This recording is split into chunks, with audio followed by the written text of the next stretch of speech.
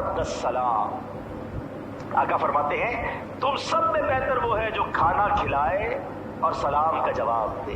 ہاں یقیناً غریبوں مسکینوں کو کھلانا بڑا ثواب ہے، لیکن جو اپنے گھر والوں کو بھی کھلائے، دوستوں کو بھی کھلائے، بس کھانا کھلانا، یہ شریعت کو بہت پسند ہے. اور اس کی فضیلت کیا ہے کہ بہترین لوگ فرمائے گئے.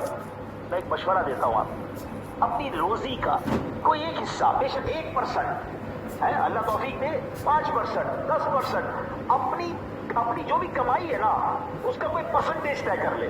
یہ میرا مشورہ آج مان لو، اور اس پرسنٹیج سے کھانا کھلاؤ. آپ یقین کریں آپ کی روزی میں ایسی برکت ہوگی آپ حیران ہو جائیں گے. اچھا اب آپ اس کو، میری بات کو پریکٹیکلی سمجھیے. وہ لوگ جو کھانا کھلاتے ہیں، آپ ذرا ان کا سروے کر لیں. آپ کو کئی لوگ ملیں گے جن کا شوق ہے کھانا کھلانا، لنگر کر رہے ہوں گے، کھانا کھلا رہے ہوں گے. جن بھی لوگوں کی عادت ہے کھانا کھلانا، آپ سروے کر لیں، ان کا کاروبار، ان کی روزی، ان کا رزق بڑھتا ہی چلا جاتا ہے. اس کی وجہ کیا ہے کہ یہ شریعت کے پسندیدہ ترین کاموں میں سے ہے. یہ بڑی ضروری چیز ہے.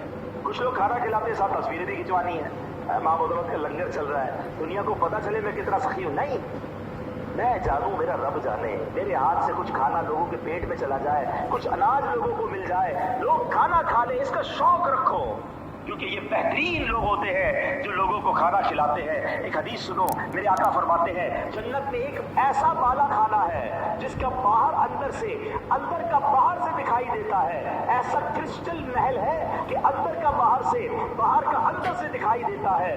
آقا فرماتے ہیں یہ بالا کھانا اس کے لیے ہے جو محتاجوں کو کھانا کھلائے. یہ بڑے نیکی کے کام ہیں. اپنی روزی کا، دوبارہ رپیٹ کر رہا ہوں، اپنی آمدنی کا، اپنی حیثیت کے مطابق ایک حصہ کھانا کھلانے کا. آپ تو آمد